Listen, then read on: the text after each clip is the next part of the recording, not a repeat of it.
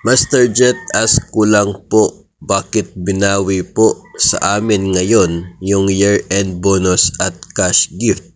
Need daw po namin i-refund sa division office yung pera. May 13, 2024 po ang first day of service ko as a teacher. So, ito po ay hindi po masasagot sa level dito po sa akin, no? Kasi wala naman po akong ideya as to ano yung tunay, no, na pangyayari at yung talagang rason ng inyo pong division kung bakit sinasabi na kinakailangang i-refund o kaya ay i-cash return yung natanggap ninyo na bonus at cash gift. Siguro po ay makipag-ugnayan sa division office kung ano talaga yung dahilan. Kasi kung May 13, 2024 yung first day of service, covered na po kayo doon sa buo na year-end bonus at cash gift. May 13, 2024, matagal na po yun, no? Halos mga 5 or 6 months.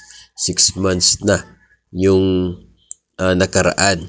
Ang requirement lamang dito sa year-end bonus at cash gift para mabigyan ka buo ay 4 months of service ngayong taon. Kung May 13 ka, yung first day mo, ay matagal na, no? More than 4 months. Mag 6 months na yung service mo. So it means pasok ka doon sa year-end bonus na makakatanggap.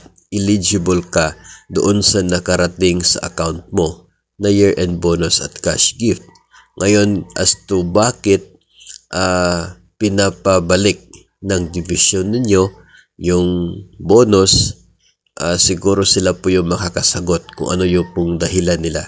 Kasi kung pagbabasihan nga natin yung DBM Budget Circular 2016-4 doon po sa guidelines, qualifications, eligibility para sa bonus na ito, kayo po ay pasok, kayo po ay eligible, kayo po ay deserve na makatanggap ng bonus na yan dahil po sa eligibility na qualified po kayo.